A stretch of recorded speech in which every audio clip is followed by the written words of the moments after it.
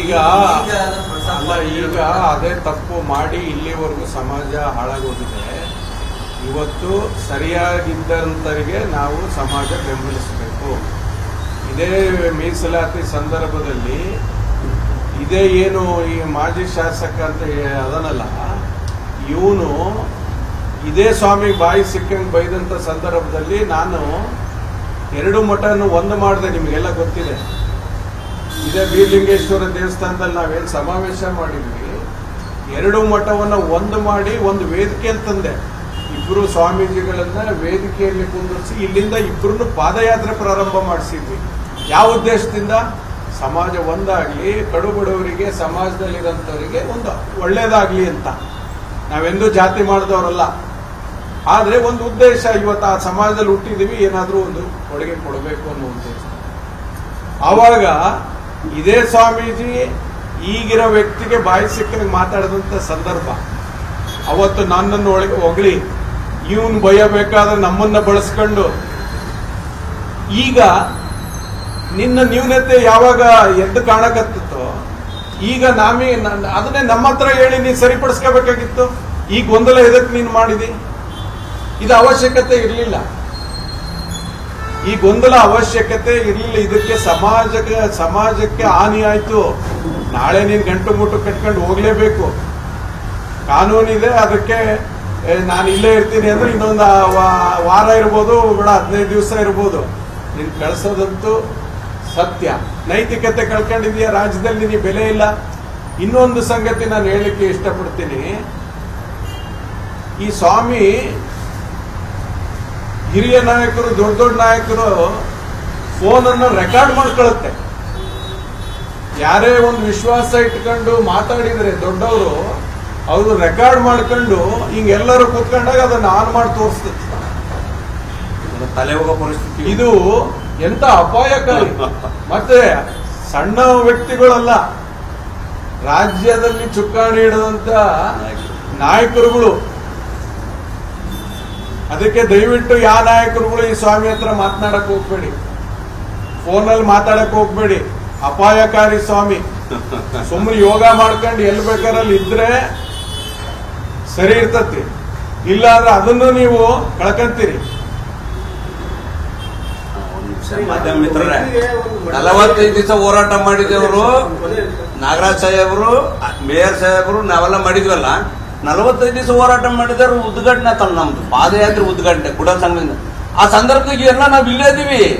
45 ದಿವಸ ಯಾರು ಕಾಲಿದ್ರು ಮೊದಲನೇ ಸಾಲಿನ ಕುಂತಿದ್ರು ಉದ್ಘಾಟನೆಗೆ. ಎಲ್ಲಿ ಕುಲ ಸಂಘದಾಗ ನೋಡಿ ಎಂತ ವಿಪರ್ಯಾಸ. 45 ದಿವಸ ಪ್ರಯತ್ನ ಮಾಡಿ ದೊಡ್ಡವರಿಗೆ ಸಣ್ಣವರಿಗೆ ಕಾಲಿ ಬಿದ್ದು ಕರ್ಕೊಂಬಂದು ಸಂಘಟನೆ ಮಾಡಿದ್ರೆ ಇವರು ನಾವೆಲ್ಲರೂ ಸೇರಿ ಉದ್ಘಾಟನೆ ಸಂದರ್ಭದಾಗ ಇವ್ರು ಯಾರಿಲ್ರಿ, ಇವ್ರು ಇಲ್ಲೇ ಆದ್ರೆ ನಾನು ಕಾಣ್ಬಿಡ್ತಾ ಮನೆ ಮಕ್ಕಂದ 17 ಬಸ್ಸನ್ನ ಅಣ್ಣ ನೀವು 3 ಬಸ್ ಕೊಡೋದು ನಾನು ಕೊಟ್ರು, ಇನ್ನೊಬ್ರು ಕೊಟ್ರು. 17 ಬಸ್ ನಾನು ಬೆಡ್ ಮೇಲೆ ಮಕ್ಕಂದ್ ರೆಡಿ ಮಾಡಿದ್ದೀನಿ.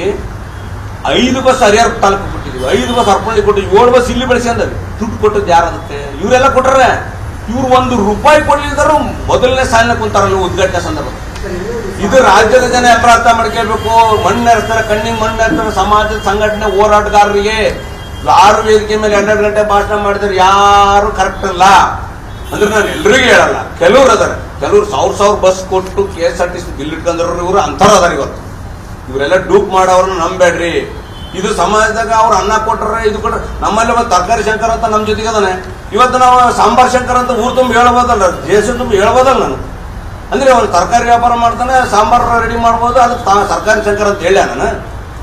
ಮತ್ತೆ ಮಠದಲ್ಲಿ ಸ್ವಾಮೀಜಿಯವರು ದುಡ್ಡು ಕೊಡೋದು ಒಂದು ವಿಡಿಯೋ ವ್ಯಕ್ತಿಗೆ ಒಬ್ಬರಿಗೆ ದುಡ್ಡು ಕೊಡೋದು ವಿಡಿಯೋ ವೈರಲ್ ಆಗಿದೆ. ಆ ಲೆಕ್ಕಗೂಡಿ ಚಳವಳಿಗೆ ಅವ್ರನ್ನ ಕರ್ಕೊಂಡ್ಬಂದು ಯಾವಾಗ ಈ ಪ್ರಕ್ರಿಯೆ ಪ್ರಾರಂಭ ಆಯಿತು, ಯಾವಾಗ ನನಗೆ ಟ್ರಸ್ಟ್ನವರು ಹೊರಗೆ ಹಾಕ್ತಾರೆ ಅನ್ನೋದು ಗೊತ್ತಾಯ್ತಲ್ಲ, ಆ ಸಂದರ್ಭದಲ್ಲಿ ಪ್ರಚೋದನೆ ಮಾಡಲಿಕ್ಕೆ ನಿಮಗೆ ಆ ವಿಡಿಯೋ ರಿಲೀಸ್ ಆಗಿದೆ, ಎಲ್ಲ ಕಡೆ ವೈರಲ್ ಆಗಿದೆ. ದುಡ್ಡು ಕೊಟ್ಟು ಜನರನ್ನ ತಂದು ಅವ್ರ ಪರವಾಗಿ ಘೋಷಣೆ ಕೂಗಬೇಕು, ವಿರೋಧ ವ್ಯಕ್ತ ಮಾಡಬೇಕು ಅಂತ ಇಂಥ ಕ್ರಿಮಿನಲ್ ಆಕ್ಟಿವಿಟಿ ಇರೋಂಥ ಸ್ವಾಮಿ.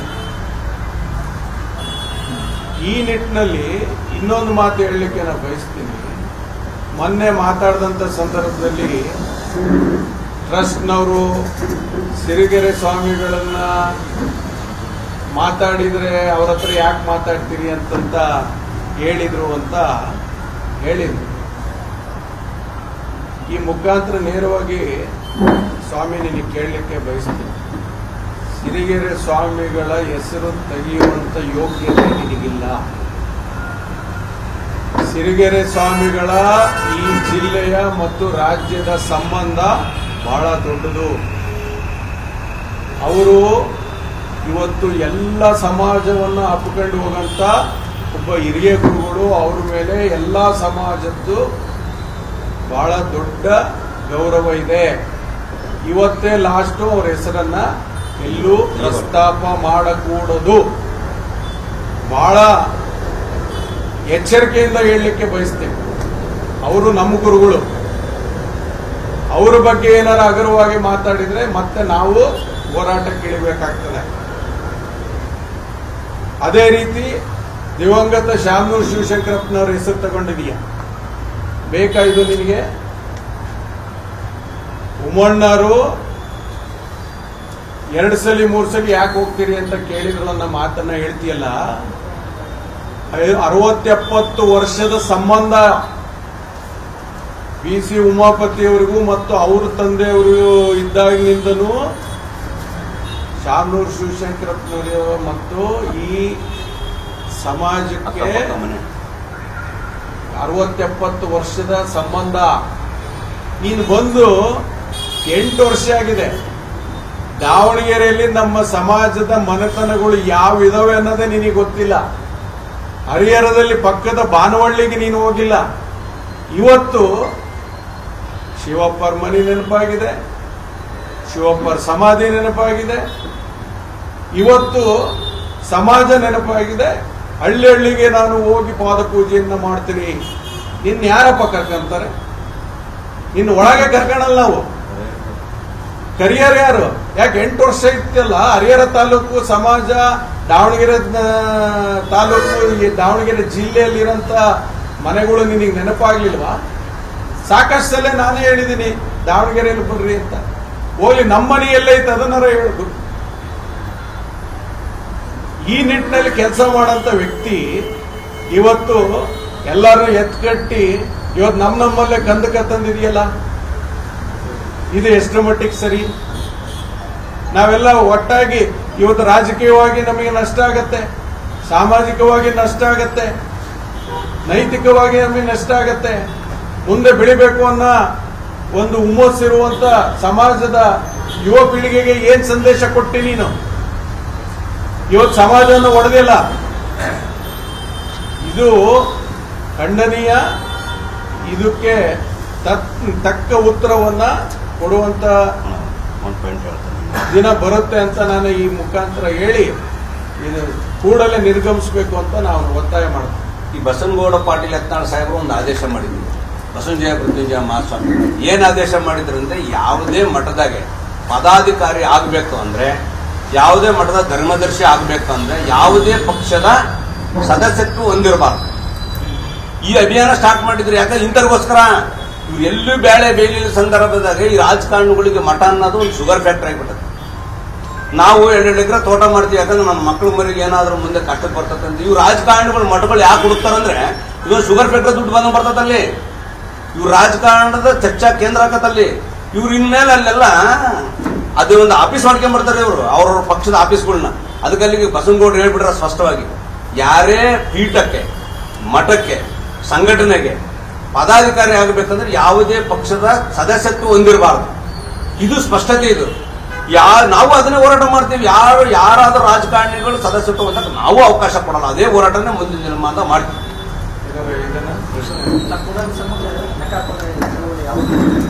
ಸದ್ಯದಲ್ಲೇ ಅದಕ್ಕೆ ರೂಪುರೇಷ ಮತ್ತು ಮಾಹಿತಿಗಳನ್ನು ಎಲ್ಲೆಲ್ಲಿಂದ ಕೊಟ್ಟಿದ್ದಾರೆ ಏನು ಅಂತ ನಮ್ಮಲ್ಲಿ ಮಾಹಿತಿ ಇದೆ. ಆ ಮಾಹಿತಿಯನ್ನ ತೆಗೆದುಕೊಂಡು ಸದ್ಯದಲ್ಲೇ ನಾವು ಆ ಚಳವಳಿಯನ್ನು ಪ್ರಾರಂಭ ಮಾಡಿ, ಯಾರು ಏನು ಈ ದೇಣಿಗೆಯನ್ನು ಎತ್ತಿದಾರೋ ಅವರ ಮನೆ ಮುಂದೆ ಹೋಗಂತ ದಿನಗಳನ್ನ ನಾವು ಪ್ರಾರಂಭ ಮಾಡ್ತೀವಿ. ಸದ್ಯದಲ್ಲೇ ನಿಮ್ಮ ಮುಖಾಂತರ ತಿಳಿಸ್ತೀವಿ. ಈಗ ಸಮಯ ಕೊಟ್ಟಿದೀವಿ ಅವರಿಗೆ. ಈ ವಾರದಲ್ಲಿ ಅವರು ಹೋಗ್ಲಿಲ್ಲ ಅಂದ್ರೆ ನಾವು ಡೇಟ್ ಅನ್ನು ಪ್ರಕಟಣೆ ಮಾಡ್ತೀವಿ. ಸಮಯ ಕೊಟ್ಟಿದ್ದೀರಿ? ಒಂದು ವಾರ ಕೊಟ್ಟಿದ್ದೀವಿ. ಅವತ್ತಿಂದ ಕೊಟ್ಟಿದ್ವಿ, ಇವತ್ತಿಂದ ಮತ್ತೊಂದು ವಾರ ಕೊಡ್ತಾ ಇದ್ದೀವಿ. ಹೊರ ಗುರುವಾರದೊಳಗೆ ಅವರು ನಿರ್ಗಮಿಸಲಿಲ್ಲದ್ರೆ ಸಾವಿರಾರು ಜನ ಹೋಗಿ ನಾವೇ ಕಳಿಸ್ತೀವಿ. ಈ ನಿಟ್ಟಿನಲ್ಲಿ ಹೋರಾಟ ಮಾಡಲಿಕ್ಕೆ ನಾವು